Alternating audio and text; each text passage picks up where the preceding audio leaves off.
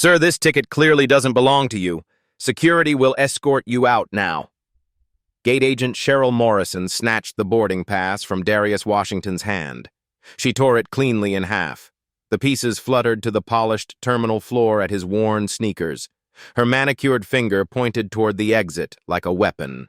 Chicago O'Hare Terminal 3 buzzed with Tuesday afternoon energy. Gate B12 held 200 passengers waiting for Flight 1947 to Atlanta. Children pressed faces against windows. Business travelers typed frantically on laptops. All eyes turned to watch the confrontation unfold. Darius stood motionless in his faded jeans and college hoodie. His weathered backpack hung from one shoulder. Nothing about his appearance suggested wealth or power, but his calm smile never wavered. He reached into his jacket pocket and pulled out a second boarding pass. Gold lettering caught the fluorescent light. Chairman's Reserve. What happens when someone pushes the wrong person too far? Cheryl's eyes narrowed at the gold-striped boarding pass. She didn't even glance at the embossed lettering. People like you always try to game the system. Her voice carried across the gate area. This first-class ticket is obviously fake. She turned her back while Darius spoke, making a show of ignoring his explanation.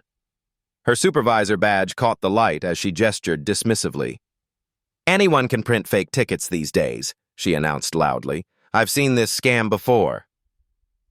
23-year-old Jennifer Kim sat near gate B13, waiting for her connecting flight to Denver. The confrontation caught her attention. She opened TikTok and hit the live button. Y'all seeing this racism in real time at O'Hare Gate B12, she whispered into her phone. The viewer count climbed from 12 to 147 within minutes. Darius remained composed. Ma'am, I checked in online this morning. My confirmation number is... I don't want to hear your excuses. Cheryl rolled her eyes dramatically. She spoke louder now, ensuring nearby passengers could hear every word. Security handles situations like this. Her body language screamed authority and disdain. She crossed her arms, tapped her foot impatiently, used exaggerated facial expressions that made several children giggle nervously. An elderly businessman in a navy suit approached the desk. Excuse me, I saw this gentleman check in at the first-class counter an hour ago. Cheryl barely acknowledged him. Sir, please return to your seat. We'll handle this disruption. The businessman's face flushed red. He'd flown over 2 million miles in his career, never seen such blatant discrimination. Jennifer's live stream exploded with comments. This is disgusting. Someone call the news. What airline is this? Get this viral now. The viewer count hit 800 and climbing. A young mother with twin toddlers whispered to her husband, This is horrible. That poor man. Her 5-year-old daughter tugged on her sleeve. Mommy, why is that lady being mean? The mother had no good answer. Darius pulled out his phone. The screen showed his mobile boarding pass with a clear first-class seat assignment. He held it toward Cheryl. Here's my digital confirmation. She waved it away without looking. Digital tickets are even easier to fake. Nice try. A college student recording on Snapchat muttered, This is insane. His friend shook her head. Welcome to America in 2024. The gate area tension thickened. Conversations died. Passengers stared openly now. Some filmed discreetly. Others looked away in embarrassment. Cheryl enjoyed the attention. She'd worked this job for 12 years, dealt with all types, knew how to handle troublemakers. Listen carefully, she said, pointing her finger at Darius's chest. You can purchase an economy ticket at the counter, but this first-class nonsense ends now. Darius's voice stayed level. I'd like to speak with your supervisor. I am the supervisor for this gate. Cheryl's smirk widened. And I'm telling you to move along. The elderly businessman stepped forward again. His wife grabbed his arm. Don't get involved, Harold, she whispered. It's not our problem. But Harold had seen enough. Young lady, I've been flying for 40 years. That man has every right to board this aircraft. Cheryl's patience evaporated. Sir, if you continue disrupting our operation, I'll have you removed as well. Harold's mouth fell open. In 4 decades of business travel, he'd never heard such threatening language from airline staff. Jennifer's TikTok stream now had over 3,000 viewers. Comments flooded in faster than she could read them. Record everything. What's his name? And this needs to go viral. Post this everywhere. A teenager with blue hair whispered to her girlfriend, "This is why I hate flying." Her girlfriend nodded grimly. Some of these real-life stories are just heartbreaking. 2 businessmen near the window exchanged glances. One pulled out his phone and started recording. The other shook his head in disgust. 12 years I've been flying this route, the first man said quietly. Never seen anything like this. A flight attendant walked past, headed to another gate. She noticed the commotion but kept walking. Not her problem. Not her flight. Cheryl checked her watch. "Sir, you have 60 seconds to move away from my desk before I call security." Darius remained perfectly still. His backpack didn't even shift on his shoulder. "I understand you're doing your job," he said calmly, "but I have a valid ticket for this flight." "Fake ticket," Cheryl corrected. "Big difference." She picked up her desk phone and dialed 4 digits. "Security to gate B12. We have a disruptive passenger refusing to comply." The announcement echoed through the PA system. Passengers throughout the terminal turned their heads. Jennifer's viewer count spiked to 4,700. Her phone battery dropped to 18%. A businessman from Chicago texted his wife, "Witnessing discrimination at airport. This is terrible." His wife immediately shared the message on Facebook. "My husband is seeing racism at O'Hare right now. These black stories break my heart." 3 more passengers started filming. The gate area buzzed with whispered conversations and clicking phone cameras. Cheryl straightened her uniform jacket, smoothed her hair. She'd handled tougher situations than this, but something in Darius's calm demeanor unsettled her. Most passengers argued, shouted, demanded managers. This man just stood there, waiting, like he knew something she didn't. 2 TSA officers approached Gate B12 with heavy footsteps. Lead Officer Rodriguez had seen every type of airport drama in his 15-year career. His partner, Officer Chen, was younger, eager to prove himself. "What's the situation?" Rodriguez asked, scanning the crowd of recording phones. Cheryl pointed at Darius like he was a criminal. "This individual attempted to board with fraudulent first-class documentation." Rodriguez examined the torn boarding pass pieces scattered on the floor, then studied Darius's calm demeanor. Something didn't add up. "Sir, identification and boarding pass, please." Darius handed over his driver's license and the gold-striped chairman's reserve pass without hesitation. Rodriguez studied both documents under the gate's bright lights. His partner leaned in, squinting at the embossed lettering. "These look legitimate to me," Rodriguez said slowly. Cheryl's voice cracked with frustration. "I'm telling you, it's fake. People like him don't fly first class." The words hit the crowd like a slap. Officer Chen's jaw dropped slightly. Rodriguez's expression hardened. Jennifer's TikTok stream exploded past 15,000 viewers. Her phone screen blazed with comments. "Did she just say that? Someone call the news now. This is going viral. Record everything." A supervisor in a pressed airline uniform rushed toward the gate. Janet Phillips managed ground operations across 3 terminals. She'd handled passenger disputes for 8 years. Never anything quite like this. "What's the problem here?" Phillips demanded, already calculating the PR nightmare. Cheryl immediately launched her defense. "This passenger tried boarding with fake documentation. I followed standard protocol."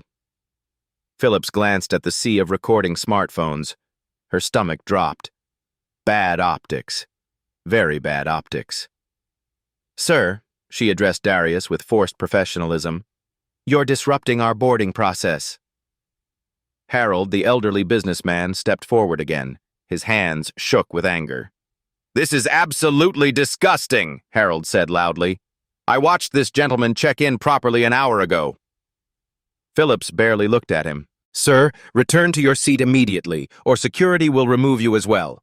Harold's wife grabbed his arm desperately. Harold, please don't. But Harold had fought in Vietnam, seen real injustice. This felt like stories his grandfather told about the Jim Crow era. I'm not moving, he declared. A ripple of approval swept through nearby passengers. Jennifer's battery hit 10%, but 20,000 people watched her stream. Celebrity accounts started sharing clips.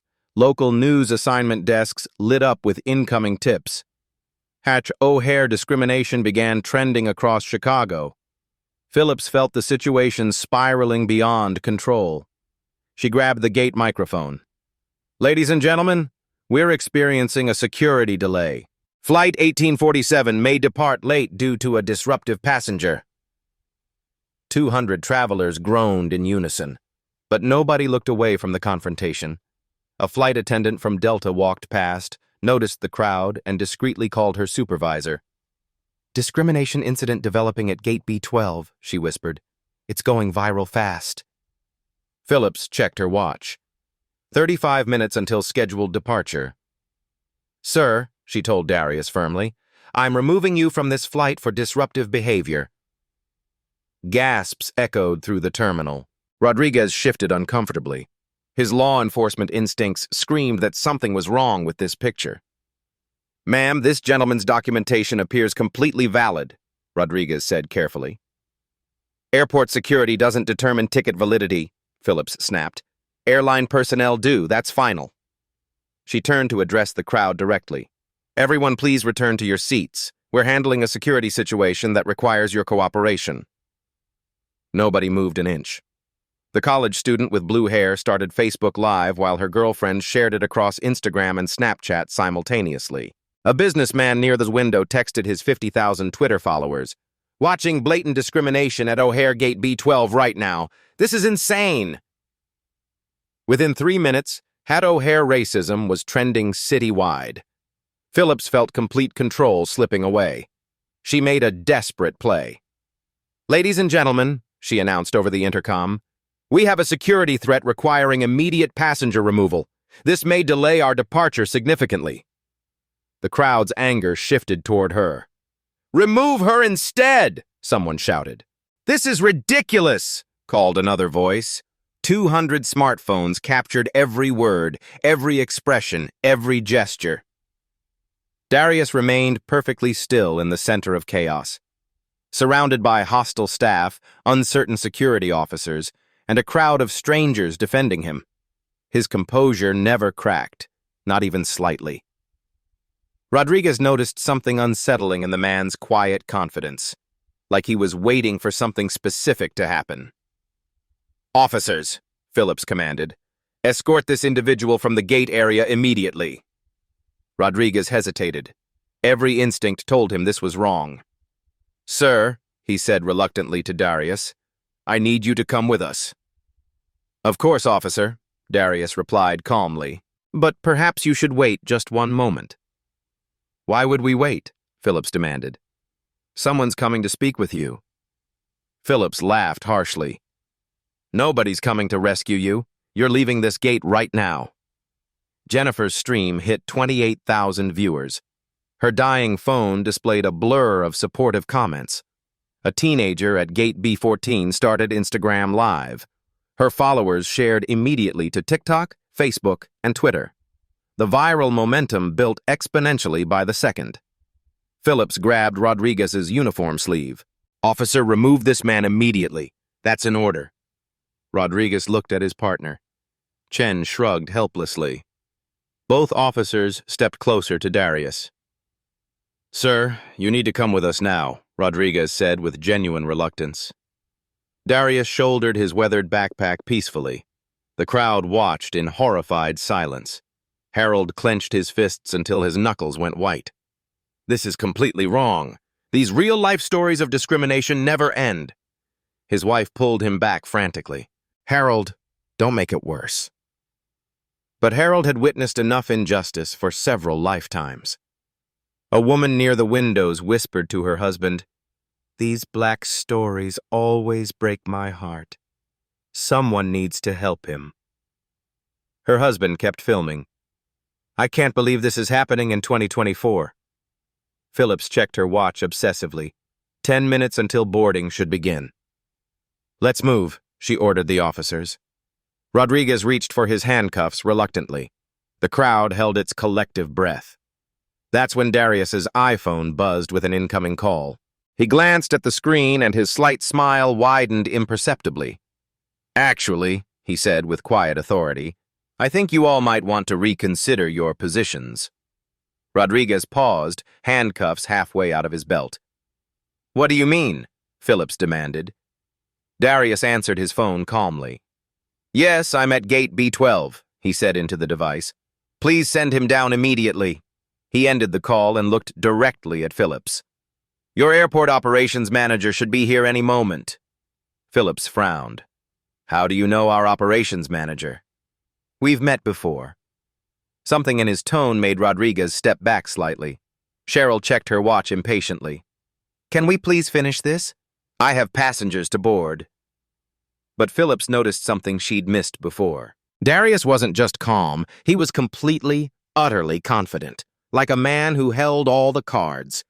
A man in an expensive charcoal suit sprinted through Terminal 3. His polished Italian leather shoes clicked against the marble floors as he dodged between startled travelers pulling suitcases. Airport Operations Manager David Sterling had received exactly 3 phone calls in his 22-year career that made his blood run cold. This was the worst one yet. He reached gate B12 breathing hard, his usually perfect silver hair disheveled from running. His tie hung crooked. Sweat beaded on his forehead despite the terminal's air conditioning. The crowd parted as he approached. Mr. Washington, he called out, slightly out of breath. Every single head in the gate area turned in unison. Phillips frowned, confusion replacing her earlier confidence. David? What are you doing here? How do you know this man's name? Sterling ignored her completely. He walked directly to Darius with the reverence of a man approaching royalty. He extended his hand formally. Sir, I sincerely apologize for this inexcusable situation. Please accept my deepest regrets on behalf of the entire airport authority. The crowd murmured in growing confusion. Rodriguez lowered his handcuffs slowly, his weathered face showing complete bewilderment. Phillips stared in shock. Something was happening that she didn't understand. Something big. David, what's going on? She demanded. Who is this man? Sterling's face had gone completely pale. His hands trembled slightly as he straightened his crooked tie. Miss Phillips, he said carefully, this is Darius Washington. So what? I don't care if his name is George Washington. He's disrupting. He's the chief executive officer of Sky Connect Aviation.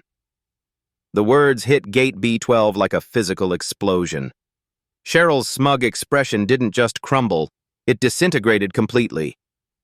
Phillips felt the blood drain from her face so fast she thought she might faint. Rodriguez and Chen exchanged stunned glances, both officers stepping back instinctively. The crowd erupted in gasps, whispers, and shocked exclamations. "Oh my God," someone whispered. "Did he say CEO?" called another voice. "This is unreal," muttered a businessman. Jennifer's TikTok stream, now being shared across dozens of other accounts, exploded with comments scrolling faster than anyone could read. "Holy shit, did you hear that? CEO of what company? This is the plot twist of the century. I can't believe this is real. Someone record everything." Harold's wife grabbed her husband's arm so hard her knuckles went white. "Harold, did he just say CEO?" Harold nodded slowly, a satisfied smile spreading across his weathered face like sunrise. "He sure did, Martha. He sure did." But Sterling wasn't finished delivering the devastating news. "Sky Connect Aviation," he continued, his voice carrying clearly across the now silent terminal, "is the parent company that owns 34% of this airline's domestic route network." Phillips felt her legs go weak. She gripped the gate counter to keep from falling. They control our most profitable government contracts, Sterling added, each word hitting like a hammer blow. Worth approximately $2.3 billion annually. Cheryl's mouth opened and closed repeatedly. No sound came out. A teenager near gate B13 started screaming to her friend, "Bro, this CEO is about to destroy these racist employees. This is the best karma video ever." Our entire Chicago hub operation, Sterling continued relentlessly, depends on SkyConnect's partnership agreements.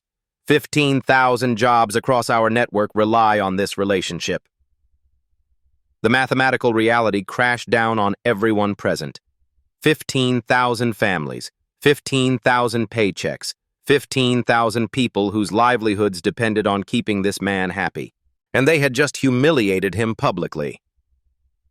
Mr. Washington personally approves all major contract renewals, Sterling said, addressing the stunned crowd. Those renewals determine whether our airline continues operating at current capacity. The silence that followed was so complete that the terminal's air conditioning seemed loud. Darius finally spoke. His voice remained calm and measured, but now everyone heard the quiet authority behind it. "Ms. Morrison," he addressed Cheryl directly. She flinched like he'd shouted. "You said people like me don't fly first class." Cheryl tried to respond, but only managed a strangled whimper. "I'm genuinely curious," Darius continued with devastating politeness. "What exactly did you mean by that statement?" The question hung in the air like the aftermath of an explosion. Jennifer's stream had been picked up by major news accounts. The viewer count, now spread across multiple platforms, exceeded 100,000 people watching in real time. A businessman near the window whispered to his wife, "This is the most incredible real-time karma I've ever witnessed in my life." His wife nodded, unable to look away. "These life stories always start the same way, but this ending is different." Phillips tried desperately to regain some control of the situation. "Mr. Washington, I'm absolutely certain this was all just a terrible misunderstanding." "Was it?" Darius interrupted with gentle precision. The question cut through her excuses like a blade. "Your gate agent examined my boarding pass and declared it fraudulent. She tore it in half and threw the pieces at my feet." He gestured toward the scattered paper still littering the polished floor. "She announced to 200 witnesses that people like me always try to game the system." Sterling winced visibly at each devastating point. "Then you arrived and immediately sided with her without examining any evidence. You threatened to charge me $50,000 per minute for flight delays caused by my disruptive behavior." Phillips opened her mouth, but no words emerged. "You ordered my removal from the aircraft and threatened other passengers who defended me." Darius's voice remained perfectly level, which made his words even more powerful. "What exactly was disruptive about presenting valid documentation for a seat I purchased with my own money?" Phillips had no answer. There was no answer. Rodriguez stepped forward awkwardly, clearly uncomfortable. "Sir, we didn't know who you were." "Officer Rodriguez," Darius said kindly, "you conducted yourself professionally throughout this incident. You examined my documents carefully and found them legitimate. I have nothing but respect for how you handled this situation." Rodriguez looked genuinely relieved. Darius turned his attention back to Phillips and Cheryl. "But these two made assumptions based entirely on my appearance. They decided that a black man in casual clothes couldn't possibly belong in first class." The words "black man" hit the crowd like lightning. He'd said what everyone was thinking, but no one dared voice. The college student with blue hair whispered into her phone, "He just called it exactly what it is. This CEO is not playing games." Her girlfriend shared the stream to Instagram, Facebook, and Twitter simultaneously. An elderly woman near gate B13 shook her head sadly. "These touching stories of discrimination always have the same painful beginning. Thank God this one has a different ending." Sterling's radio crackled to life. "David, we're getting calls from Channel 7, ABC, and NBC News. They want statements about the Gate B12 incident." He fumbled to turn the volume down, but everyone heard. The media circus had begun. "Mr. Washington," Sterling said carefully, "how can we possibly make this right?" Darius considered the question thoughtfully. "That depends entirely on whether your airline believes in accountability." He pulled out his phone and showed the screen to Sterling. "I have a confirmed first-class reservation. Confirmation number BR94731, purchased 3 days ago for full fare. No discounts, no upgrades, no special treatment. Just a regular business traveler trying to get home to his family." Sterling examined the confirmation details. Everything was completely legitimate. "Yet your employees decided I was committing fraud." The statement carried quiet power that made passengers throughout the gate area lean closer. A flight attendant from Delta had stopped to watch the confrontation. She pulled out her phone and started recording. "This is going straight to corporate training," she whispered to her colleague. "This is textbook discrimination response." Cheryl finally found her voice, though it came out as barely a whisper. "Mr. Washington, I was just following standard security protocols." "Ms. Morrison," Darius replied with devastating calm, "which security protocols require tearing up valid boarding passes without examination?" Cheryl stammered helplessly. "Which protocols suggest that passengers should be judged by their clothing rather than their documentation?" She had no response. "Which protocols recommend assuming that people of my race can't afford first-class tickets?" The question echoed through Terminal 3 like a thunderclap. Jennifer's original stream had been saved and reshared by hundreds of accounts. The combined viewership exceeded 200,000 people across all platforms. A teenager texted her mother. "Mom, you have to see this airport discrimination video. This CEO is absolutely destroying these racist employees with facts." Her mother immediately shared it in her church Facebook group, her work chat, and her book club thread. Sterling's radio crackled again. "David, CNN, and MSNBC are both requesting interviews. The story is trending nationally." He turned the radio off completely. Phillips made one final, desperate attempt to salvage anything from the disaster. "Mr. Washington, surely we can resolve this matter privately." Darius gestured toward the sea of recording phones surrounding them. "Ms. Phillips, over 200,000 people are currently watching this conversation across multiple social media platforms." The number hit her like a physical blow. 6 major news outlets are monitoring the live streams. This stopped being private 20 minutes ago.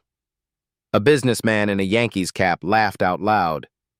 "Lady, you just got schooled by a master." His wife elbowed him quiet, but she was smiling too. Darius looked directly at Cheryl Morrison. "Ms. Morrison, you have one opportunity to explain your actions to these witnesses." Cheryl's hands shook violently as she tried to form coherent thoughts into words. I thought the ticket looked suspicious because..." She stopped, realizing she was about to say something even more damaging. "What made it look suspicious?" Darius pressed gently. "Well, I don't know exactly. It just seemed wrong somehow." "Wrong how?" She couldn't finish any sentence without admitting the truth.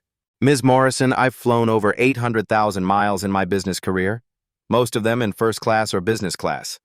I've never had my ticket questioned before today." He paused, letting that devastating fact sink in completely. "So I'll ask you directly. What made today different from every other day?" The silence stretched until it became unbearable. Harold called out from the crowd, his voice carrying clearly across the gate area.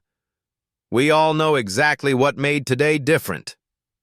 Several passengers nodded vigorously and voiced agreement. "That's right. Everyone can see it? Just say what we're all thinking." Sterling's face had gone completely ashen. Phillips looked like she might be sick. And in that moment of absolute truth, Darius delivered the final, crushing blow. "Now," he said with quiet authority, "let's discuss what happens next." Sterling's radio had been silent for exactly 90 seconds when his phone rang with a tone reserved for only one person, the CEO. "I have to take this," he whispered, stepping away from the crowd with trembling hands. David? The voice belonged to Patricia Wells, Chief Executive Officer of Meridian Airlines. She was calling from her corporate jet somewhere over Missouri. Yes, ma'am. Is it true that we just publicly humiliated the CEO of SkyConnect Aviation? Sterling closed his eyes. Yes, ma'am. A long pause, then. Do you have any idea what you've done? We're trying to fix... David, our stock price has already dropped 4% in the last 10 minutes. Social media is calling for boycotts. The board is in emergency session. Sterling felt his 22-year career crumbling in real time. Get me on a video call with Mr. Washington immediately. And David? Pray he's feeling forgiving today. Sterling returned to the gate where Darius waited patiently, surrounded by hundreds of recording phones and a crowd that now exceeded 300 people. Mr. Washington, Sterling said formally, our CEO would like to speak with you directly. Darius nodded calmly. Of course. Sterling pulled out his tablet and initiated the emergency video conference protocol. Within 30 seconds, Patricia Wells appeared on screen, her usually perfect composure clearly shaken. Mr. Washington, she began immediately, I cannot express how deeply sorry. Darius held up one hand politely, stopping her mid-sentence. Ms. Wells, before we begin, I want you to understand the current situation. He gestured toward the massive crowd watching their every word.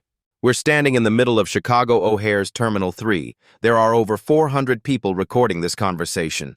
Multiple news outlets are broadcasting live coverage. Wells's face paled visibly on the screen.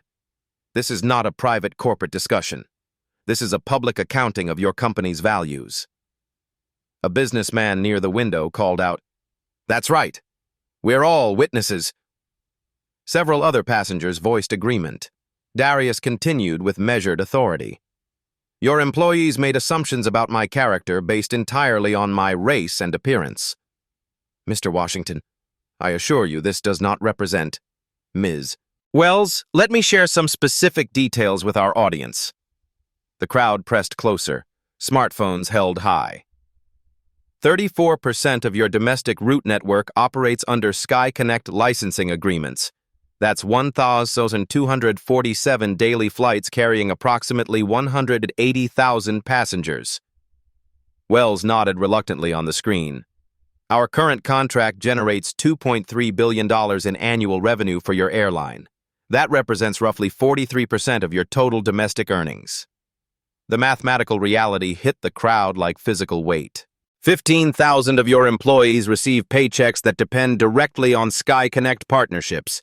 Another 8,000 jobs are indirectly supported by our agreements. A flight attendant in the crowd whispered to her colleague, That's almost everyone in our entire system.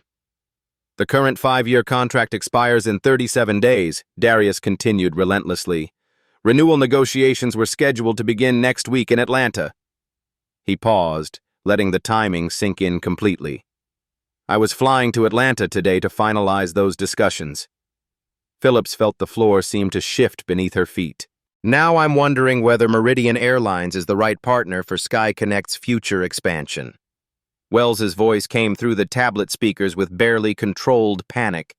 Mr. Washington, please don't let the actions of two individuals who represent your company's hiring practices, training standards, and corporate culture. The statement hit like a surgical strike. A college student called out, He's absolutely right. This shows what your company really believes. Other voices joined in agreement. Your gate agent announced to 400 witnesses that people like me don't belong in first class. Darius continued with devastating calm. Your supervisor immediately sided with her without examining any evidence. She threatened other passengers who defended me. Wells tried to interrupt, but Darius wasn't finished. They called security to remove a paying customer whose only crime was existing while black in your terminal.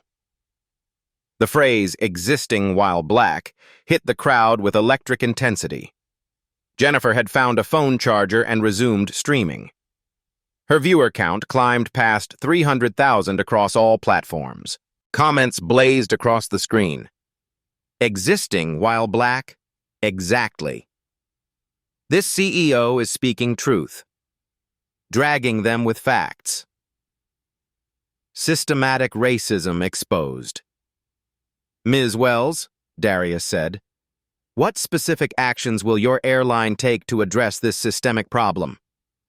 The question hung in the air like a legal subpoena. Wells struggled visibly on screen. We can offer you compensation. I don't want your money. The response surprised everyone. Then what do you want? Wells asked carefully. Darius smiled, but it wasn't warm. It was the expression of a man holding all the cards. I want concrete, measurable changes to your operational procedures. He pulled out his phone and began reading from notes like a prepared legal brief. First, immediate termination of Ms. Cheryl Morrison for discriminatory conduct. 0 severance. Banned from future employment with any SkyConnect partner airline. Cheryl gasped audibly. Phillips grabbed the counter to steady herself. Second, 90-day suspension without pay for Supervisor Janet Phillips. Mandatory sensitivity training before reinstatement. Third, implementation of bias detection monitoring at all customer service points. AI-powered cameras that flag discriminatory language and behavior. The crowd murmured appreciatively at the high-tech solution. Fourth, comprehensive diversity training for all 12,000 customer-facing employees. 8-hour modules with quarterly refresher courses. Wells nodded rapidly on screen. We can implement... Darius wasn't finished. Fifth, a $500,000 donation to the NAACP Legal Defense Fund and the National Urban League. Sixth, monthly diversity audits conducted by external consulting firms. Results published publicly on your website. Seventh, establishment of a customer discrimination reporting system. 0 tolerance enforcement with immediate investigation protocols. Each demand hit like a hammer blow. A businessman in the crowd started clapping. Others joined until applause echoed through the terminal. These aren't suggestions, Ms. Wells. These are the minimum requirements for SkyConnect to consider contract renewal. Wells's voice came through strained and desperate. Mr. Washington, we accept all conditions. Implementation begins immediately. But Darius had one more devastating card to play. There's an 8th requirement. The terminal fell silent again. Public acknowledgement of discriminatory behavior. A formal apology broadcast on your company's social media accounts and website. Not a generic statement about customer service. A specific admission that your employees engaged in racial profiling. Wells looked like she might be physically sick. The apology must include concrete steps to prevent future incidents and a commitment to cultural change throughout your organization. Sterling had been frantically taking notes on his tablet. Sir, we can have legal draft something. No lawyers, Darius said firmly. No corporate speak. A simple, honest acknowledgement written by Ms. Wells, personally. The crowd appreciated this touch of authenticity. You have 24 hours to post the apology and begin implementation of all 8 requirements. Darius's voice carried the quiet authority of a man accustomed to being obeyed. Failure to comply fully results in immediate contract cancellation. SkyConnect has alternative partnerships already negotiated. The threat wasn't subtle. It didn't need to be. Your stock price will drop approximately 23% within hours of contract termination. Recovery would take 3 to 5 years, assuming you survive the financial impact. Wells nodded desperately. We understand completely. Excellent. Ms. Phillips, please arrange for my boarding. I have a meeting in Atlanta to attend. Phillips stammered, Of course, Mr. Washington. Right away. She practically ran to prepare his first-class boarding. Sterling closed the tablet, ending the call with his CEO. The crowd began dispersing slowly, many still recording and sharing videos. Harold approached Darius directly. Sir, that was the most incredible display of principled leadership I've seen in 40 years. Darius shook his hand warmly. Thank you for standing up for what was right. That took real courage. Martha, Harold's wife, wiped tears from her eyes. These are the real-life stories that give me hope for change. A flight attendant stopped to speak with Darius.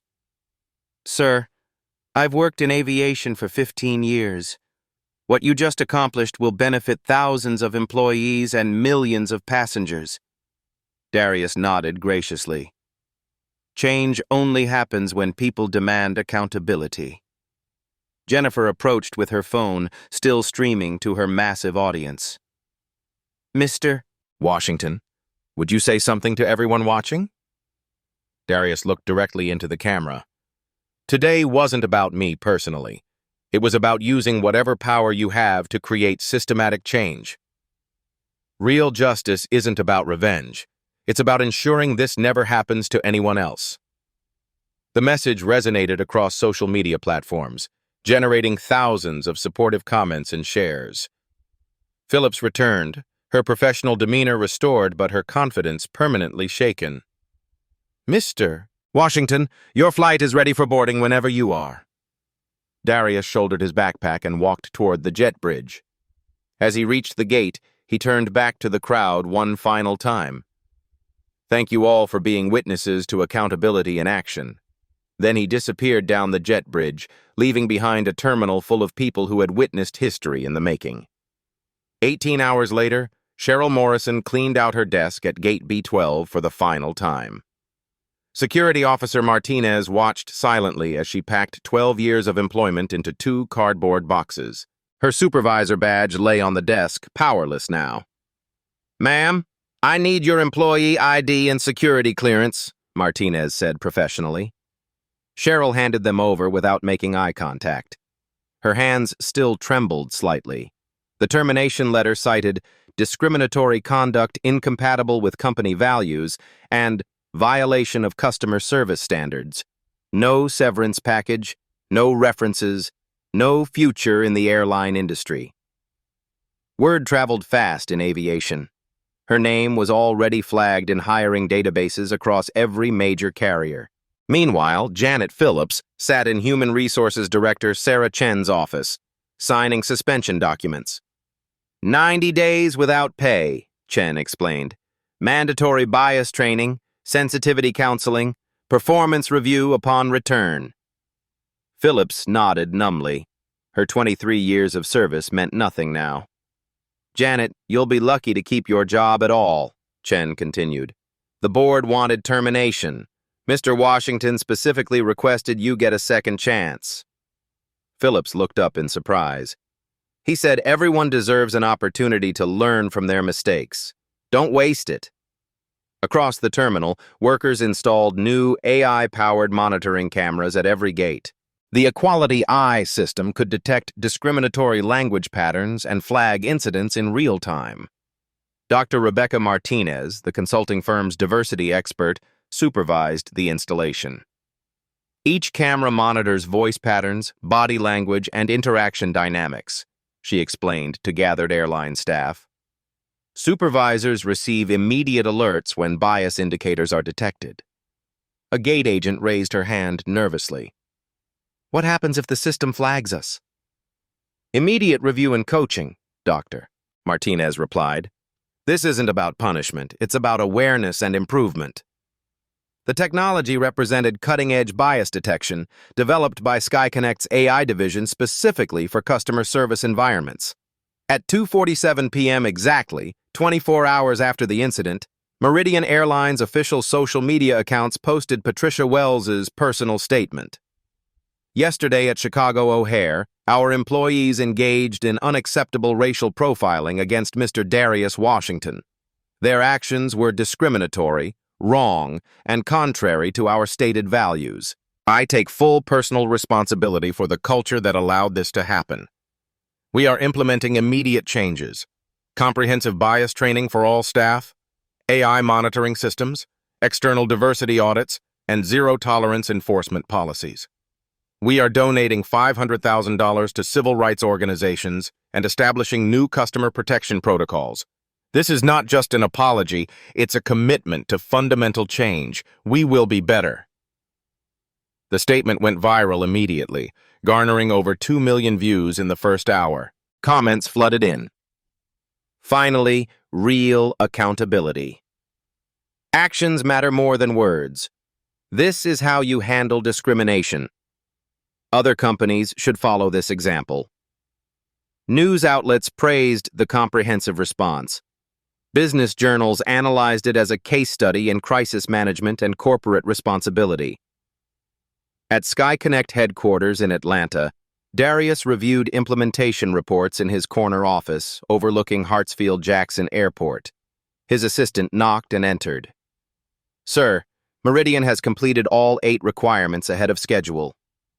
"Training programs?" "Launched yesterday. All 12,000 employees enrolled. First modules completed with 96% participation." "Monitoring systems?" "Operational at all 347 gates. Dr. Martinez reports successful detection of bias patterns in 6 test scenarios."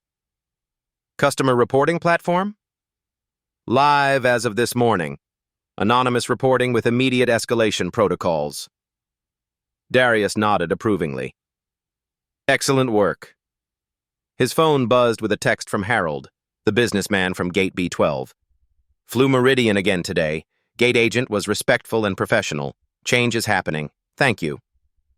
Similar messages arrived daily from passengers who witnessed the incident. Jennifer's TikTok video had reached 5 million views across all platforms, inspiring countless discussions about discrimination and accountability. The hashtag #OHairJustice hashtag trended for 6 days, generating over 50,000 posts about bias in customer service. 3 other airlines proactively implemented similar monitoring systems, not wanting to face their own viral discrimination incidents. Harvard Business School requested permission to develop a case study on strategic response to workplace bias. The NAACP Legal Defense Fund announced they would use Meridian's $500,000 donation to fund bias training programs for customer service industries nationwide. 2 months later, Meridian's customer satisfaction scores reached their highest levels in company history. Employee engagement surveys showed significant improvement in workplace culture. Stock prices not only recovered, but climbed 12% above pre-incident levels as investors recognized the company's genuine commitment to change. Industry publications featured Meridian as a model for proactive diversity initiatives. Patricia Wells received the Corporate Responsibility Leadership Award from the National Urban League for turning crisis into meaningful reform. But the most significant change was quieter, more personal. Gate agents across the airline industry began treating every passenger with the respect they deserved, regardless of appearance, because everyone now knew someone might be watching. Someone might have the power to demand accountability. Someone might be Darius Washington. The system had changed not through violence or lawsuits, but through strategic application of economic leverage and public accountability. Real power, Darius reflected, wasn't about getting even. It was about making sure discrimination never happened to anyone else. And that was a victory worth far more than money. 6 months after the incident, Darius Washington received an unexpected letter. It arrived at SkyConnect headquarters in a simple white envelope with no return address. Inside, handwritten on lined notebook paper, was a message that made him pause. "Mr. Washington, you don't know me, but I was the teenager with blue hair at Gate B12. My name is Ashley Chen. What you did that day changed my life. I'm studying business at Northwestern now, majoring in corporate ethics. I want to use economic power to fight injustice like you did. Thank you for showing me that one person with courage can change entire systems. Ashley." Similar letters arrived weekly from passengers who witnessed the confrontation. Teachers used the video in diversity education classes. Business schools analyzed his strategic response as a masterclass in principled leadership. The ripple effects continued expanding.